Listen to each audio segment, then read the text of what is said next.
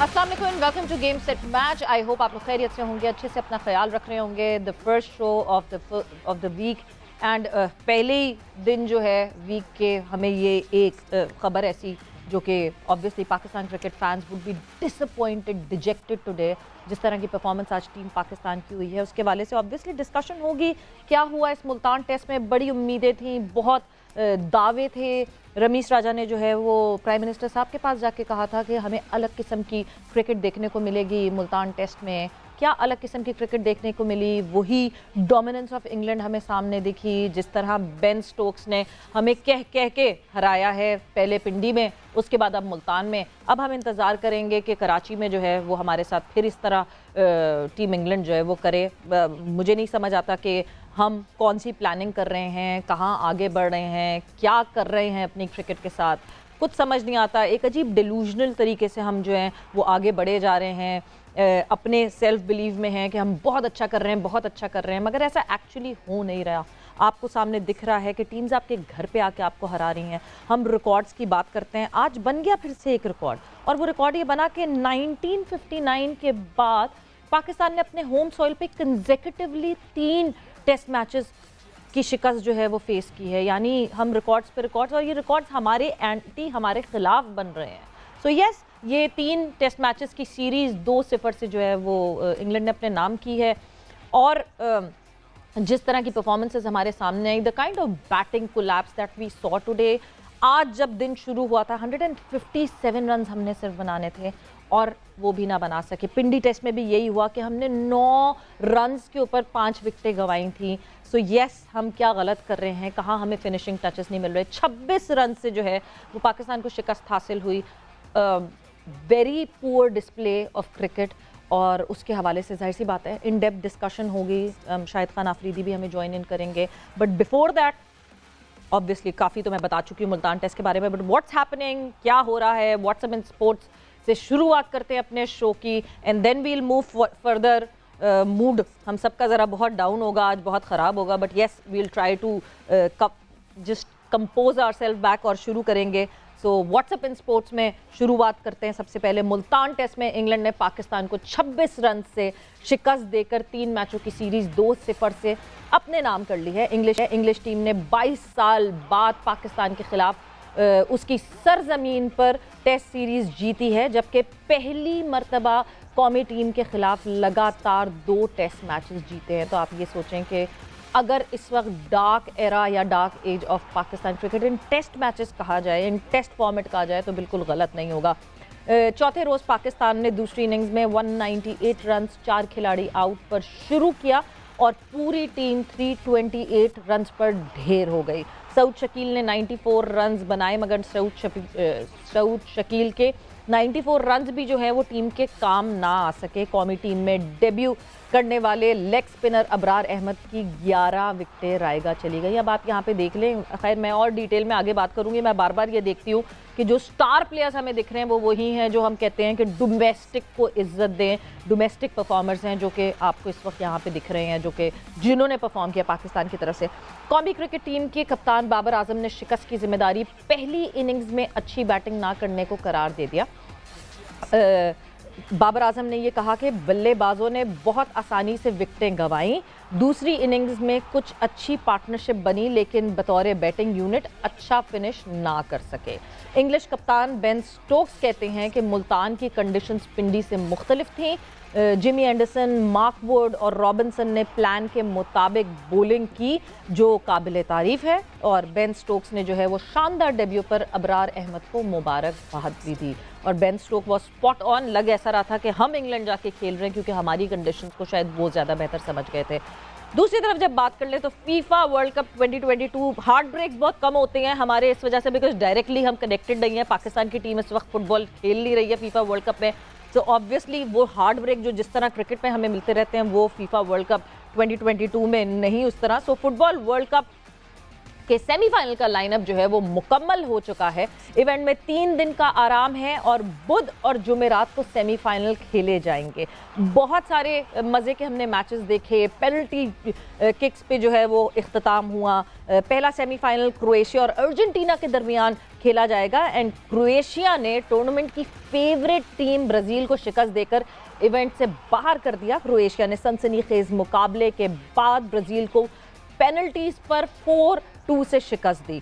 Semifinal में Croatia का मुकाबला अर्जेंटीना से होगा। अर्जेंटीना ने नीदरलैंड्स के खिलाफ असाबशकन मुकाबले के बाद पेनल्टीज पर 4-3 से कामयाबी समेटी, यानी दोनों टीम्स एक बहुत टफ कंपटीशन करके सेमीफाइनल में पहुंची हैं। तो ये सोच लें कि दो टफ कंटेंडर्स आमने सामने होंगे। It would be a wonderful semifinal, one of the semifinals to look forward. आगे बात कर ले दूसरे सेमीफाइनल के हिसाब से, तो फुटबॉल वर्ल्ड कप के दूसरे सेमीफाइनल में दिफाई चैंपियन फ्रांस का मुकाबला होगा मराकश से। और फ्रांस ने जहां इंग्लैंड को शिकस्त दी, वहां आज इंग्लैंड ने जीत हासिल करके कहीं ना कहीं तो कुछ अपने आप को बैलेंस आउट किया होगा। मराकश ने तारीख में पहली मर्तबा फुटबॉल वर्ल्ड कप के सेमीफाइनल में जगह बना ली। So yes, Morocco is in action. और मोरक्को जो है वो हिस्ट्री की पहली मुसलमान टीम और अफ्रीका से टीम बन गई जो कि सेमीफाइनल का हिस्सा बनी है। मराकश ने क्वार्टर फाइनल में क्रिस्टियानो रोनाल्डो की पुर्तगाल को जेर किया। और पुर्तगाल एक वो टीम जो कि क्रिस्टियानो रोनाल्डो, जाहिर सी बात है, जो इनकी टफ वो ड्रिफ्ट चल रही थी कोच के साथ, शायद वो ले डूबी टीम पोर्चुगाल को। मराकश का सेमीफाइनल दिफाई चैंपियन फ्रांस से होगा। फ्रांस ने क्वार्टर फाइनल में इंग्लैंड को 1 के मुकाबले 2 गोल से शिकस्त दे दी। और ये लाइनअप हमारे सामने आ गई है सेमीफाइनल्स की, विच मीन्स पहला सेमीफाइनल क्रोएशिया और अर्जेंटीना और दूसरा सेमीफाइनल होगा Morocco and France. So this was what's up in sports आज का। And yes, France defending champion ले, फ्रांस की कैसी परफॉर्मेंस रहती है, everyone would be looking forward for it. Because और जो टीम्स जिनकी बात की थी, जिनके लिए रूट किया था हमारे शो पे अलग अलग, कभी अदील ने रूट किया या औरंगजेब से हमारी रेगुलरिटी में बात हो रही थी, उन्होंने जिस तरह रूट किया, उनमें से जो है यहाँ सामने आपको फ्रांस की टीम दिखती है। But yes, coming back to what happened today in Multan, जाहिर सी बात है मुल्तान की परफॉर्मेंस पे बहुत सारी बातें करनी है, बहुत सारे सवालात हैं, बहुत सारी रियलाइजेशन है। हम पिच को ब्लेम करते हैं, बट जब आपकी इंटेंट पॉजिटिव हो, जब आपके अंदर वो फाइटिंग स्पिरिट हो, तो आपको दिखता है कि चाहे पिच जैसी भी हो। हम स्पिन विकेट की बात कर रहे थे और बेन स्टोक्स ने अपने फास्ट बॉलर्स को जो है वो इस तरह यूटिलाइज किया कि वो फास्ट बॉलर्स, और जिस तरह उन्होंने कहा कि उन्होंने रिस्पॉन्ड किया प्लान बनाया गया पाकिस्तान टीम के अगेंस्ट, और फास्ट बॉलर्स ने, इंग्लिश फास्ट बॉलर्स ने जो है वो जिस तरह परफॉर्म किया और जिस तरह विकेटें निकाली। हम स्पिन ट्रैक्स की बात करते हैं, हमने स्पिन ट्रैक बनवाया था, हमारे स्पिनर्स ने यहाँ पे विकेट्स ली, मगर इंग्लैंड के फास्ट बॉलर्स ने विकेट हासिल की। और जिस तरह पार्टनरशिप पे पार्टनरशिप तोड़ते चले गए, वो दैट वाज रिमार्केबल। एक पॉइंट पे जिस वक्त सऊद शकील और मोहम्मद नवाज जो हैं वो खेल रहे थे, लग ऐसा रहा था कि this would be an easy task and we would be winning from here. But फिर उसके बाद वही हुआ, नवाज गॉट डिसीव्ड। नवाज के बाद जो है एक वो कंट्रोवर्शियल सऊद शकील का आउट, जिस पे बहुत सारे सवालात, बहुत सारी बातें हो रही हैं कि एटलीस्ट थर्ड अंपायर को देखना चाहिए, सोचना चाहिए था, बिकॉज एक तरीके से वो टर्निंग पॉइंट बन गया इस टेस्ट मैच की जीत और हार का। तो डेफिनेटली उस पर ज़रूर सोचना चाहिए था। But this is it. पहला मैच जो कि पिंडी में हमने सामना किया शिकस्त का, वहाँ पे भी Ben Stokes made a match out of it. और बेन स्टोक्स ने जो है वो पर्टिकुलरली हमको चैलेंज किया, और जिस तरह वो चैलेंज बेन स्टोक्स ने किया, वो चैलेंज हम पूरा नहीं कर सके। उन्होंने पूरा गेम हमारे लिए सेट करके बिछाया था कि वेदर जीतना है तो आप जीतें, वरना हम जीत जाएंगे, और वही हुआ कि वो जीत गए। यही मुल्तान टेस्ट में इस तरह हुआ। We had ample enough time, वक्त बहुत था, मगर ये पिच ऐसी थी जिस पे मेरा ख्याल से the best defence was to attack back, और वो ज़रा हम लैक करते हैं अटैक करने में। कादिर ख्वाजा हमारे साथ मौजूद है, अब्दुल कादिर ख्वाजा को जो है वो ऐड इन करते हैं अपनी इस कॉन्वर्जेशन में, और ये मुल्तान में इस वक्त अभी मौजूद हैं। प्रेस कॉन्फ्रेंस हुई बाबर की, कादिर आप उसमें गालिबन मौजूद होंगे। इस वक्त जो जितनी हमारी जर्नलिस्ट फ्रेटर्निटी वहाँ पे मौजूद है, डिसअपॉइंटेड तो हैं सबके साथ। देखिए सवेरा, बाबर आजम की जो प्रेस कॉन्फ्रेंस में बॉडी लैंग्वेज थी, आज थोड़ा सा बाबर आजम जिस तरह कहते हैं शिकस्त के बाद इंसान की जो हालत होती है, बाबर आजम उस तरह का उन्हें हमें थोड़ा सा दिखाई दे, नेगेटिव अप्रोच थी। लेकिन उन्होंने एक्सेप्ट की है गलती हुई है और शिकस्त तस्लीम की है। सऊद शकील के बारे में कहा है कि उनका आउट जो है वो महंगा पड़ गया था। और उनको लगा था कि उनका बॉल जो है वो जमीन को टच हुआ है, लेकिन अंपायर के जो फैसला है उसको मानना पड़ेगा, वो आखिरी फैसला होता है। ये बाबर आजम ने प्रेस कॉन्फ्रेंस के दरमियान भी एक्सेप्ट किया कि उनको भी लगा था, डगआउट में भी लगा था कि सब लोग डिस्कस कर रहे थे कि सऊद शकील का लाइन जो है वो डिस्कनेक्ट हो गई है, लाइन ड्रॉप हो गई है। हम फिर से कादर को करने की कोशिश करेंगे और उनसे बात करेंगे। एंड डेफिनेटली सऊद शकील का जो कैच है, डेफिनेटली वो एक वजह ज़रूर है, बट वो अकेली वजह नहीं है टीम पाकिस्तान की इस परफॉर्मेंस और इस शिकस्त की। मैं बिल्कुल मानती हूँ कि एक रीज़न ज़रूर है, बट पूरी शिकस्त इस पे ब्लेम कर देना, आई डोंट थिंक कि हम इस एक्सक्यूज़ को लेके बैठ सकते हैं। और ये आप देख भी रहे हैं स्क्रीन पे, इस वक्त आपको दिख रही है बॉल जो है वो फील्ड पे टच हो रही है। यस, ये कंट्रोवर्शियल ज़रूर है। हमें ज्वाइन इन कर लिया है हमारे अपने लाला शाहिद खान आफरीदी ने, उनसे भी जानते हैं। लाला, आज दिल तो टूटा होगा।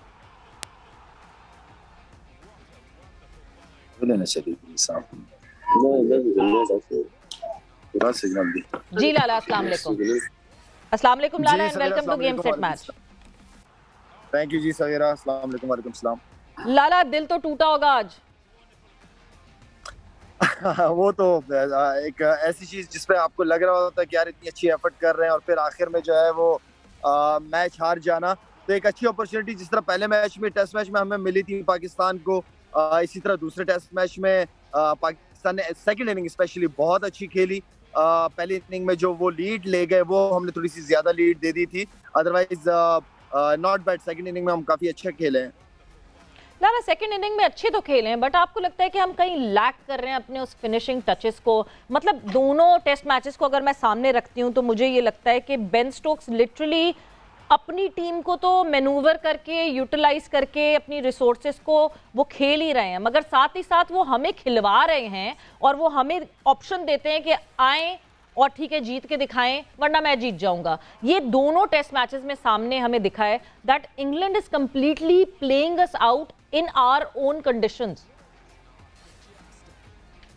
सवेरा, यही वो फर्क है कि जो टॉप टीम है, जो टेस्ट में या वनडे में या T20 में जो टॉप बनी है उसकी वजूहात होती है, ऐसे तो टॉप नहीं बन जाती। वो यही वो फर्क है जो हार और जीत का फैसला करता है। तो मेरे ख्याल में ये इंग्लैंड की टीम देखें कि हमारी कंडीशन, हमारी पिचेस, हमारा क्राउड, सब कुछ, और उसके बावजूद वो हमसे जीत के जा रहे हैं इन कंडीशन, इन पिचेस के ऊपर जिसमें हमारे प्लेयर पले बड़े हैं। तो वो फर्क है जिसकी वजह से वो इंग्लैंड टॉप टीमों में से शामिल होती है। और मैं ये समझता हूँ कि कुछ ठीक है, नेगेटिव पॉजिटिव चीज़ों को भी देख लेना चाहिए। सऊद शकील की इनिंग मैं समझता हूँ कि आउटस्टैंडिंग इनिंग रही है, बड़ी मैच्योर, बड़ा टेक्निकल, बड़ा अच्छा चीज़ें थी। सवेरा, आपने एक दिन जब टेस्ट मैच शुरू हो रहा था तो आपने एक बात की थी, उस चीज़ की हमने कमी महसूस की। एक proper genuine batsman Azhar Ali की जगह जो शान मसूद वाला जो बात आप कर रही थी, वो हमने टेस्ट मैच के अंदर देखा है कि हमने शान मसूद को मिस किया है। बिल्कुल, डेफिनेटली मिस किया है। देखिए, नथिंग अगेंस्ट आगा सलमान, और ठीक है आगा सलमान भी बहुत अरसे से जो है वो डोमेस्टिक में परफॉर्म कर रहे हैं, बट जब आपने 3 फ्रंट लाइन स्पिनर्स रखे हुए थे तो आपको एक पार्ट टाइमर स्पिनर की क्या ज़रूरत थी? आपको फिर अपनी बैटिंग स्ट्रॉन्ग करने की ज़रूरत थी, और आज शिद्दत से कमी महसूस हुई बिकॉज सऊद शकील, हम लाला ये बात भूल नहीं सकते कि ये दूसरा टेस्ट मैच है उनका।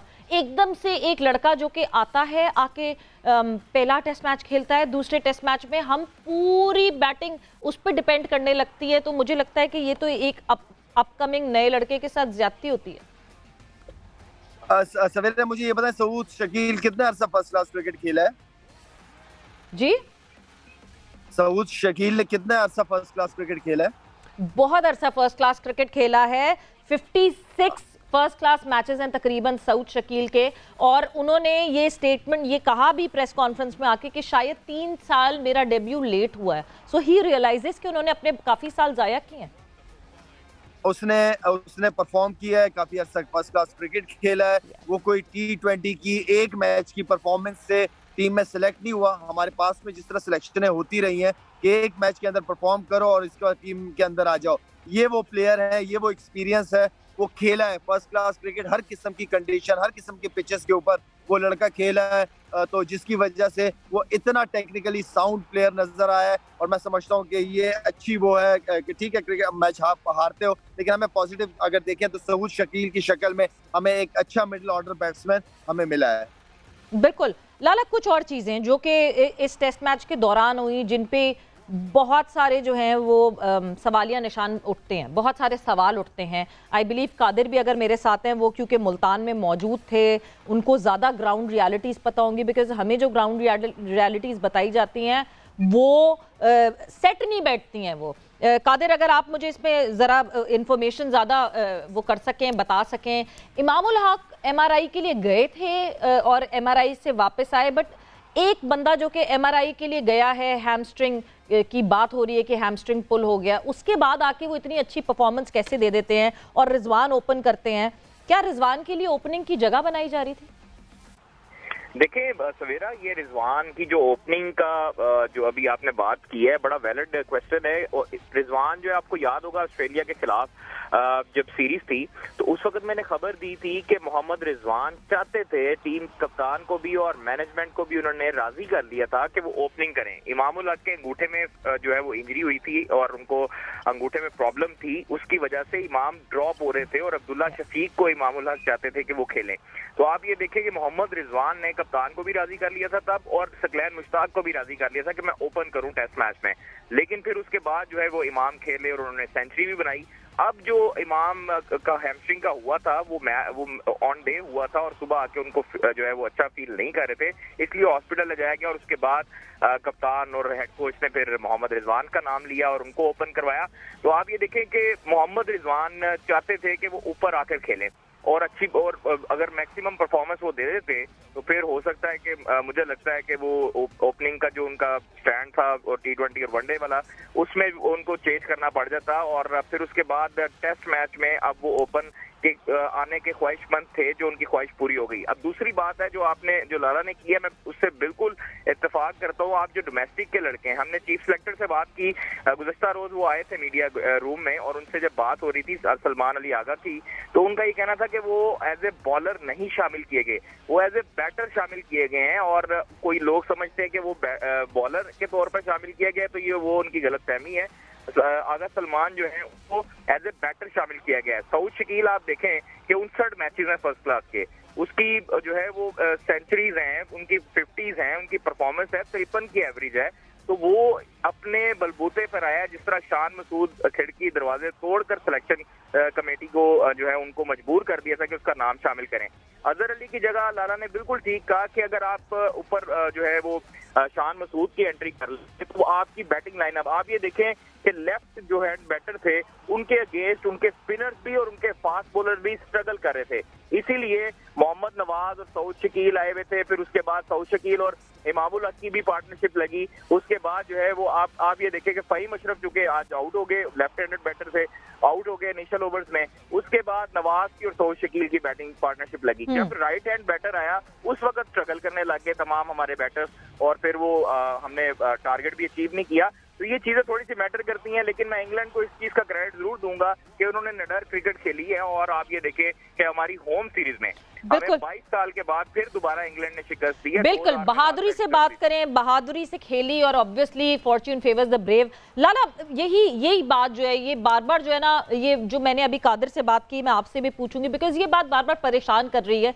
एक प्लेयर जो कि हैमस्ट्रिंग की वजह से डाउटफुल होके MRI करवाने जाए, वो वापस आए और उसी दिन उसी टाइम वो इतनी अच्छी क्रिकेट खेले कि वो 57 के स्ट्राइक रेट से 60 रन स्कोर कर जाए।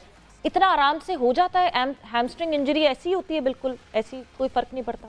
डिपेंड करता है कैरेक्टर कितना स्ट्रॉन्ग है और इंजरी कितनी सीरियस है। तो मेरे ख्याल हैमस्ट्रिंग होता है, आपको कभी कभार आपको क्रैम्प्स पड़ते हैं या कभी कभार हल्का सा खिंच जाता है रेस्ट करने के बाद। टेस्ट में तो चलो आप बैटिंग कर लेते हो, लेकिन जैसे वनडे क्रिकेट हो गई, T20, उसमें थोड़ा मुश्किल हो जाता है, इसलिए कि आप बिजी रहते हो।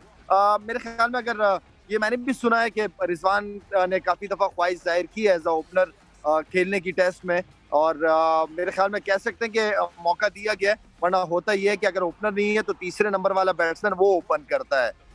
और एक चीज मैं जरूर आपसे पूछना चाहूंगी, बिकॉज एक इंसिडेंट मुझे याद आता है जिस वक्त आप खेल रहे थे और उस वक्त आपका और इजाज भट्ट साहब का एक बात पे बड़ा क्लैश होता था, प्लेयर पावर। आपको लगता है that player power is building again बहुत स्ट्रांगली? मतलब अगर रिजवान ओपन करना चाहते हैं तो दूसरे को नीचे बुला दो, रिजवान ओपन कर लें, क्योंकि वो पिछली 10 इनिंग में फेलियर रहा उनका, टेस्ट क्रिकेट में वो अच्छा नहीं कर पा रहे, तो रिजवान से ओपन करा के देख लें, रिजवान को चौथे पे खिलाएं, रिजवान को 5वें पे खिलाएं, रिजवान 8वें पे खेलें। मतलब is it about team Pakistan और is it about Mohammad Rizwan? देखिए, पावर होती है, प्लेयर पावर होती है। उसकी वजह यह है कि जब आप परफॉर्मेंसेस किए जा रहे हो, आप स्टार सुपरस्टार बनते जा रहे हो, फिर आप चीजें मनवाते हो कि मैं यहाँ कंफर्टेबल फील नहीं करता, मैं यहाँ बैटिंग करूंगा। वहां फिर जो मैनेजमेंट और कोच का रोल है वो बहुत इंपॉर्टेंट है ना, कि वो एज अ टीम लेके चलना चाहता है या एज ए इंडिविजुअल लेके चलना चाहता है। तो मेरे ख्याल में डिसीजन वो होना चाहिए जो टीम के लिए बेहतर हो। कोई ऐसा किसी की फेवर नहीं होनी चाहिए। आप कोच की बात कर रहे हैं, कल मोहम्मद यूसुफ साहब जो है वो प्रेस कॉन्फ्रेंस में आए, उनसे मोहम्मद रिजवान की बैटिंग की फेलियर्स के बारे में पूछा गया तो उन्होंने तो हाथ उठा लिया कि ये मेरा डोमेन नहीं है। अगर किसी प्लेयर की बैटिंग का डोमेन बैटिंग कोच का डोमेन नहीं है तो किसका डोमेन होगा फिर? मोहम्मद यूसुफ बैटिंग कोच है ना वहां पे। बिल्कुल। हाँ, बैट्समैन अगर परफॉर्मेंस नहीं करेंगे तो फिर जाहिर बात है मोहम्मद यूसुफ से पूछा जाएगा सवाल। बट उन्होंने जवाब में ये कहा कि रिजवान की बैटिंग मेरा डोमेन नहीं है, तो फिर वो किसका डोमेन है? मुझे समझ नहीं आई उस जवाब की कोई मुझे सवेरे इस चीज का आइडिया नहीं कि मोहम्मद यूसुफ से सवाल क्या पूछा गया है। उससे नंबर और नंबरिंग का पूछा है कि परफॉर्मेंस का पूछा है? परफॉर्मेंस का पूछा गया कि मोहम्मद रिजवान के जो है वो फेलियर्स आ रहे हैं रेगुलरिटी में टेस्ट क्रिकेट में, वो टेस्ट क्रिकेट में उस तरह हम बैटिंग नहीं कर पा रहे जिस तरह वो दूसरे फॉर्मेट में हमें बैटिंग करते हुए दिखते हैं। तो उन्होंने उसमें जवाब में कहा कि वो मेरा डोमेन नहीं है। मेरे ख्याल में as a head coach, as a batting coach तो उसी का डोमेन ही बनता है। और मैं वही बात दोबारा कहूंगा कि मोहम्मद रिजवान को पहले भी मशवरा दे चुका हूं और उसी मशवरे पे ही हूँ। किसी दूसरे लड़के को चांस दे देना चाहिए। मैं ये नहीं कहता कि मोहम्मद रिजवान को टेस्ट से ड्रॉप किया जाए, नहीं, बिल्कुल नहीं किया जाए, लेकिन उसको रेस्ट लाजमी कराया जा सकता है। आप टेस्ट सीरीज हार गए हो, तीसरा मैच कराची में है, तो आप यहाँ पे चांस दे सकते हैं दूसरे प्लेयरों को। मैं समझता हूँ कि व्हाई नॉट सरफराज को आना चाहिए, शान मसूद को आना चाहिए, इन लोगों को चांसेस देने चाहिए आपको।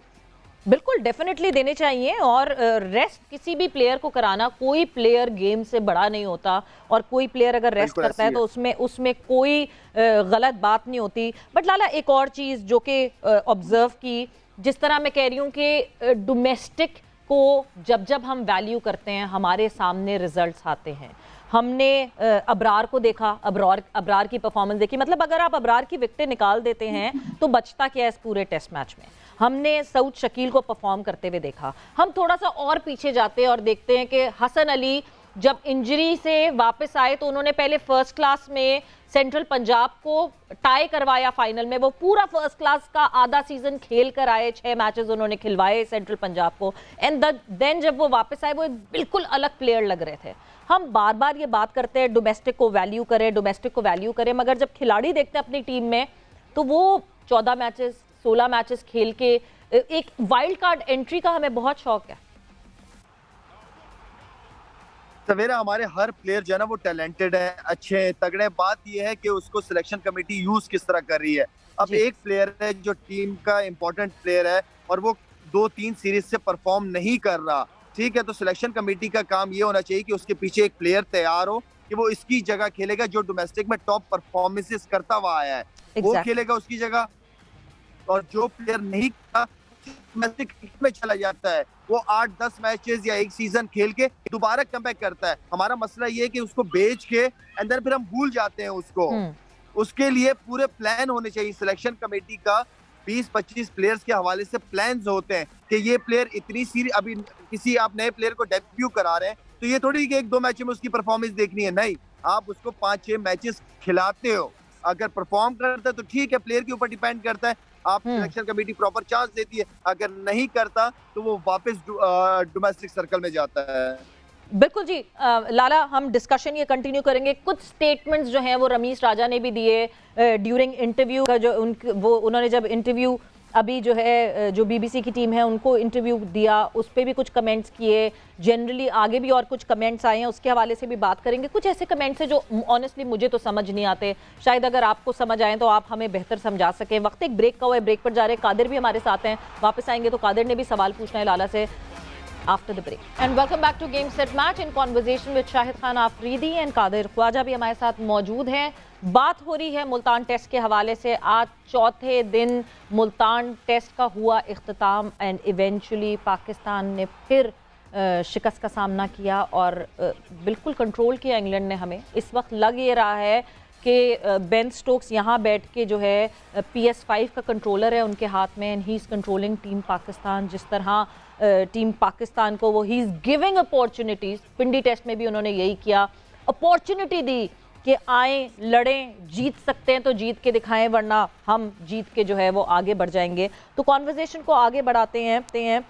लाला, जब हम बात कर रहे हैं, ये दोनों टेस्ट मैचेस का सैंपल अब हमारे सामने है. स्काई स्पोर्ट्स से रमीश राजा साहब की जो है वो बात हुई और उन्होंने एक स्टेटमेंट दिया लाला. वो मैं स्टेटमेंट आपसे शेयर करना चाहती हूँ और उसके बाद आप फर्दर ऑन बताइएगा कि मतलब ऑनेस्टली मुझे नहीं समझ आया वो स्टेटमेंट, शायद आप उसको क्लैरिटी में बता सकें. उनका ये कहना था कि मैंने बाबर को कह दिया है कि T20 के लड़के लेकर आओ जो कि टेस्ट क्रिकेट खेलेंगे हमारे लिए, बिकॉज इंग्लिश जो टीम है वो T20 की तरह टेस्ट क्रिकेट खेल रही है.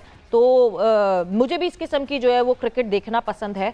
सो हमें भी T20 के प्लेयर्स को टेस्ट क्रिकेट खिलानी चाहिए. आई डोंट नो रमीज भाई का क्या मतलब था इसका कहने का. मैं जो समझा वो ये समझाऊं कि T20 के अंदर जो इंग्लैंड पहले टेस्ट मैच का पहला दिन खेली है तो वो क्रिकेट सबने एंजॉय किया, सबको बल्कि हैरान किया उनकी बैटिंग ने. तो मैं भी इस वजह से कह रहा हूँ कि प्लेयर ऐसे प्लेयर हों जो शॉटें मारते हुए डरते ज्यादा टाइम क्रिकेट खेलते हों, जो बॉलर्स के मतलब बॉलर अंडर प्रेशर ना कर सके बैट्समैनों को. तो उनका मे भी ये मतलब वो कहने का ऐसा तो नहीं है कि T20 की टेस्ट में T20 की टीम लड़के खिला दो. मेरे ख्याल में वो सिर्फ माइंड सेट की बात कर रहे होंगे. मे भी हमने T20 का प्लेयर खिलाया था हारिस रऊफ. आपने देख लिया कि हारिस रऊफ जो है वो इंजर्ड हो गए. ऑब्वियसली एक टेस्ट के लिए बॉलर को अपने आप को डेवलप करना पड़ता है इतनी लंबी बॉलिंग करने के लिए. हमने वो सेटबैक तो पहले ही देख लिया, मगर आई डोंट नो कि किस कॉन्टेक्स्ट में जो है वो रमीश राजा साहब ने ये बात की है. फिर एक और बात जो कि हमारे लिए एक बहुत टची टॉपिक हर दफ़ा इसलिए रहता है बिकॉज हम आर्क राइवल्स हैं. जब भी हम इंडिया की बात करते हैं वो सेल भी बहुत होती है, उस पर बात भी बहुत होती है, उस पर अटेंशन भी बहुत ज़्यादा मिलती है. रमीश राजा साहब ने एक बहुत दिनों से स्टेटमेंट ज़रूर आ रहा है. ऑब्वियसली हमें पता है कि एशिया कप और वर्ल्ड कप और एशिया कप में अगर इंडिया नहीं आएगा पाकिस्तान तो पाकिस्तान PCB की तरफ से ये स्टेटमेंट गया कि फिर हम भी सोचेंगे वर्ल्ड कप में आने के लिए. मगर यहाँ इस इंटरव्यू में बैठ के रमीश राजा साहब ये कहते हैं कि पाकिस्तान क्रिकेट बोर्ड जो है वो एक्चुअली BCCI के अगेंस्ट रिटेलिएट नहीं करना चाहता, मगर क्योंकि पाकिस्तान के फैंस चाहते हैं इस वजह से पाकिस्तान क्रिकेट बोर्ड ऐसा कर रहा है. यानी रमीश राजा ये नहीं चाह रहे बट क्योंकि फैंस चाहते हैं तो इसलिए पाकिस्तान क्रिकेट बोर्ड ये कर रहा है. जी लाला. देखिए सवेरा, बात वो करनी चाहिए जिस पे आप स्टैंड ले सको. अब ऐसी बातें जज्बाती हो कि ये बातें नहीं करनी चाहिए कि हम ये कर देंगे या वो नहीं सकता. अब इंडिया नहीं आ रहा तो मेरा मतलब है कि आप ऐसा हो नहीं सकता कि आप ICC का अलग है. ICC एक अलग इदारा है और वो उनका इवेंट है वर्ल्ड कप, उस पर आप मना कर नहीं सकते.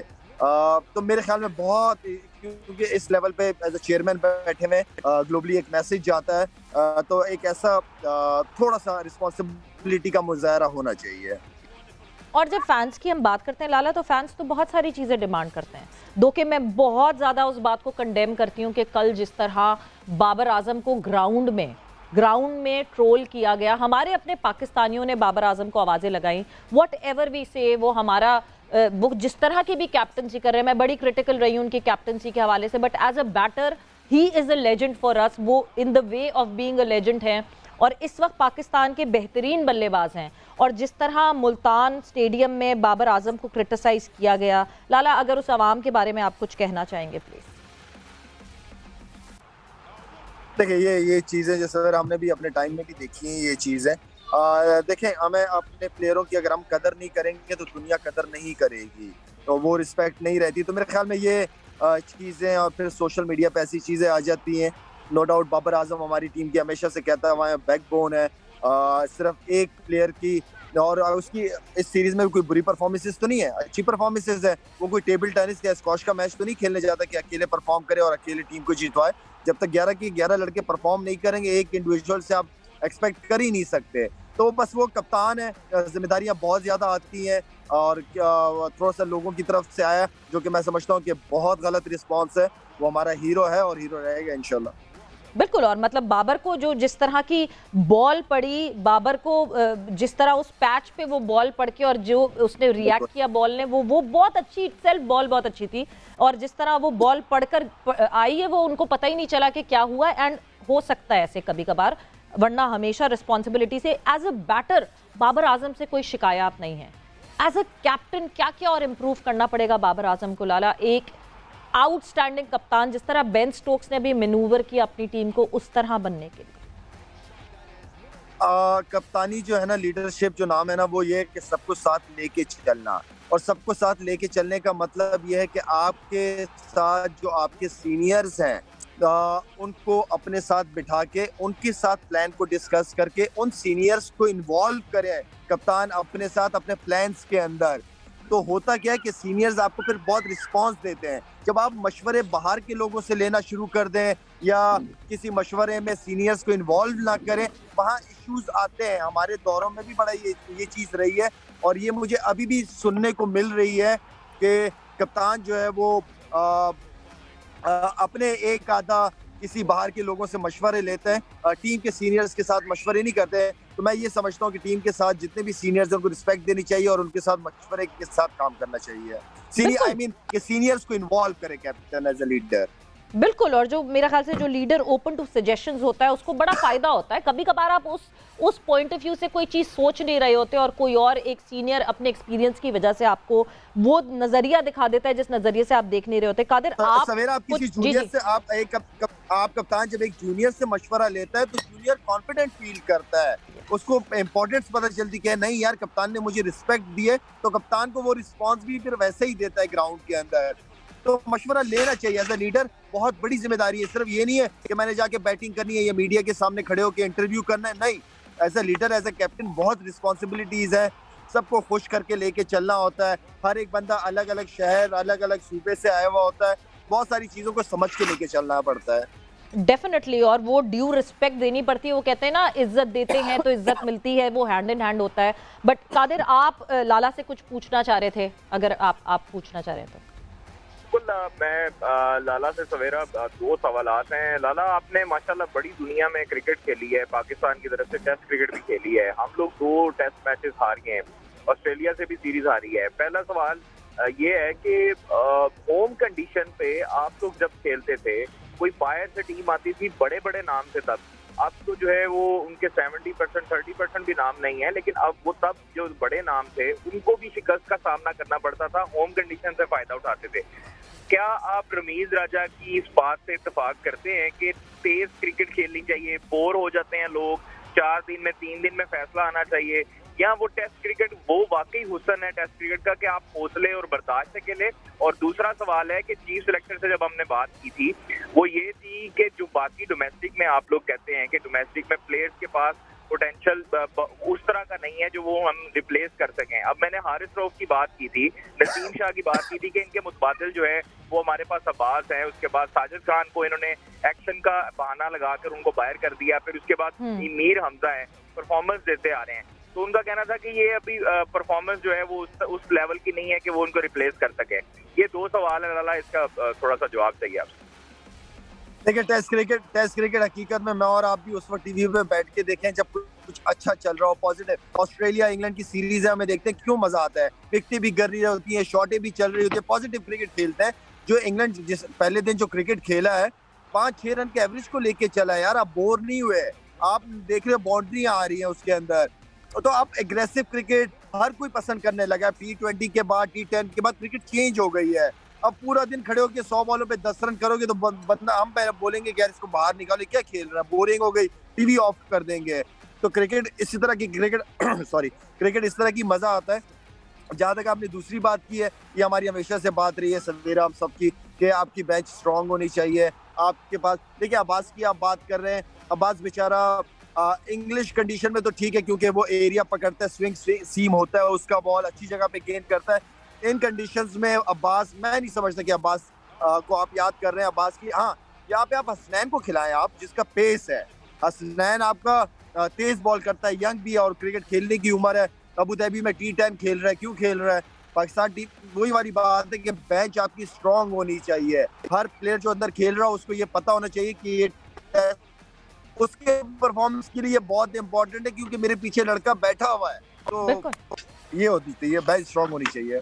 लाला, एक बहुत बड़ा इशू जो हम रेगुलरिटी में देख रहे हैं कि किसी लड़के को नहीं खिलाना तो कह दो वो इंजर्ड है। ये ऐसा ऑस्ट्रेलिया सीरीज में हुआ जब यासिर शाह को कह दिया गया कि यासिर शाह इंजर्ड है, इस वजह से वो इस टेस्ट का हिस्सा नहीं बन रहे, और यासिर शाह ने वहाँ पे अपनी टीम को जो है वो पाकिस्तान कप जितवा दिया। एक फ्लाइंग कैच भी लिया, पता नहीं इंजरी में कैसे वो इधर से उधर उड़ते हुए कैचेस ले रहे थे। अब बात आती है मीर हमजा की। मीर हमजा भी बात यही हुई कि वो इंजर्ड है और इंजरी की वजह से जो है मीर हमजा को हम कंसिडर नहीं कर रहे। मगर आज जबकि नेशनल वनडे कप होता है, पाकिस्तान कप जो सपोजिटली होता था, उसमें जो है मीर हमजा जब बॉलिंग करते हैं तो बेहतरीन बॉलिंग करते हैं। 7 ओवर्स कराते हैं, 26 रन देते हैं, 2 विकेटें हासिल करते हैं।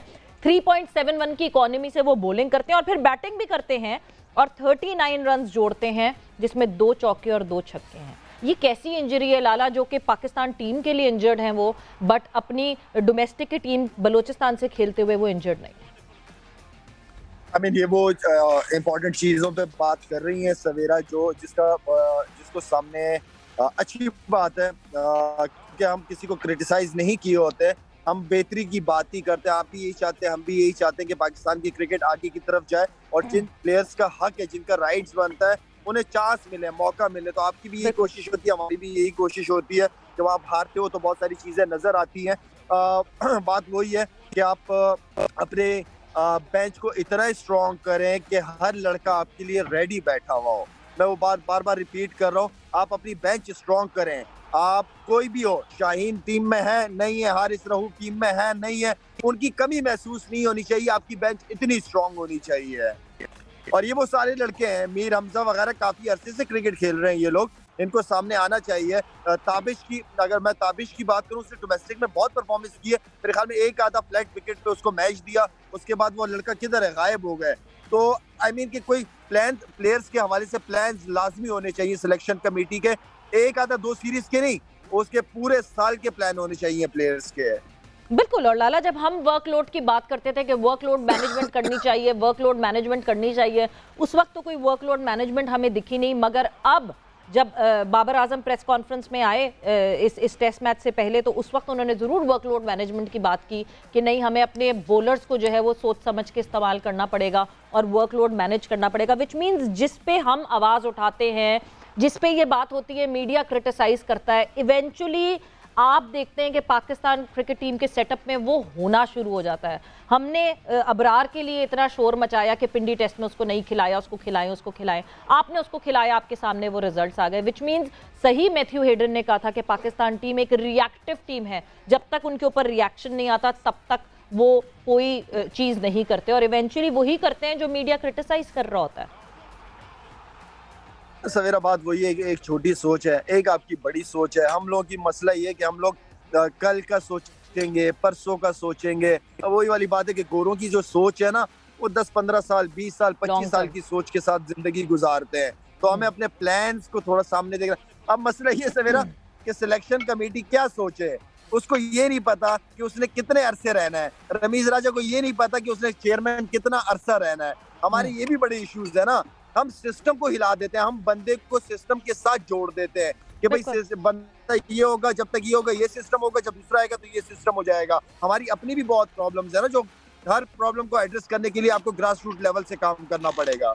बिल्कुल करना पड़ेगा ग्रास रूट लेवल पे काम। बट लाला, एक चीज़ और जो कि मैं इस टेन्योर में बहुत रेगुलरिटी में बात कर रही हूँ, आपको क्या ऐसा लगता है कि हमारे पास इस वक्त कोई ऐसा टॉप पे इंसान नहीं बैठा हुआ जो कि who has an eye to जज कि हाँ ये प्लेयर है जिस पे हमें टाइम लगाना चाहिए? क्योंकि मैं फिर वापस जाऊंगी और मैं बात करूंगी जिस बाबर आजम को आज हम चीयर करते हैं, जिस बाबर आजम पे हम फख्र महसूस करते हैं, ये वही बाबर आजम है जिसको मिकी आर्थर ने मुसलसल मौका दिया, बहुत सारे फेलियर्स आए बाबर आजम के, मगर मिकी आर्थर मौका देते चले गए, इतना कि उनके ऊपर ये इल्जाम लगा दिया गया कि बाबर तो बेटा लगता है मिकी आर्थर का, इसलिए इतने मौके दिए जाते हैं। But eventually he knew what Babar Azam's potential was. मुझे ऐसा लगता है कि हम उन लोगों पे वाउच करते हैं जो कि इवेंचुअली आपको कुछ करके नहीं देते। आमिर जमाल आए, आमिर जमाल के चर्चों की बात यही बैठ के चीफ सिलेक्टर ने की।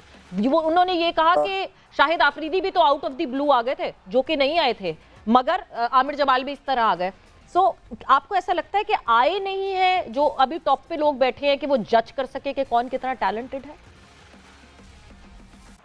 देखिए बिल्कुल, देखिए ये सारा काम जो है ना, नो डाउट मोहम्मद वसीम के ऊपर बहुत बड़ी जिम्मेदारी है। और आई नो के जो अच्छा करता है डोमेस्टिक क्रिकेट वगैरह में, उनकी सिलेक्शन कमेटी की कोशिश होती है कि मौका दिया जाए। और बात वही है सवेरा के हैं, ऐसे लोग हैं उनकी नज़रों में हैं, ऐसे प्लेयर्स अभी जो अंडर 19 के खेले हैं बच्चे, उनमें जो 3-4 लड़के हैं उनको ग्रूम किया जाए, उन्हें बाबर आजम भी बनाया जाए, रिजवान बनाया जाए, ठीक है ना। आप प्लेयर सवेरा, बात यह है कि प्लेयरों को रेस्ट देना बहुत इम्पोर्टेंट है।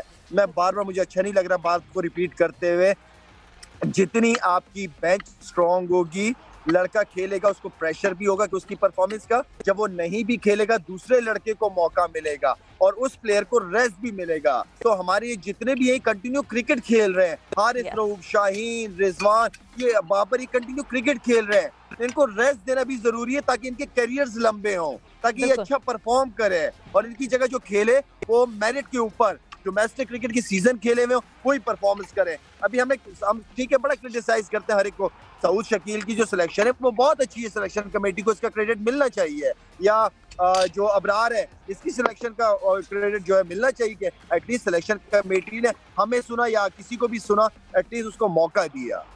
बिल्कुल बिल्कुल, जो अच्छा काम किया वो बिल्कुल किया, चाहे रिएक्शन में किया कि नहीं किया। लाला, जाते जाते एक सवाल, ऑब्वियसली सीरीज अब जो है वो हमारे हाथ से निकल गई है, कराची टेस्ट अकेला रह गया है। आपने अभी पहले भी मेंशन किया कि जिन लड़कों को मौका नहीं मिला उनको मौका दे देना चाहिए। क्या कराची टेस्ट में आपको खेलते हुए दिखेंगे? What do you expect? क्या सरफराज खेलते हुए दिखेंगे या और जिन लड़कों को मौका नहीं मिला वो खेलते हुए दिखेंगे? नहीं, वो खेलते हुए दिखेंगे ना देखें, ये बात की बात है। मेरी और आपकी ये ख्वाहिश है, बल्कि मुझे नहीं पता आपकी, लेकिन मेरी ये ख्वाहिश है कि सरफराज को चांस मिलना चाहिए, शान मसूद को चांस मिलना चाहिए, बिल्कुल एज ए बैटिंग में उन्हें चांस मिलना चाहिए।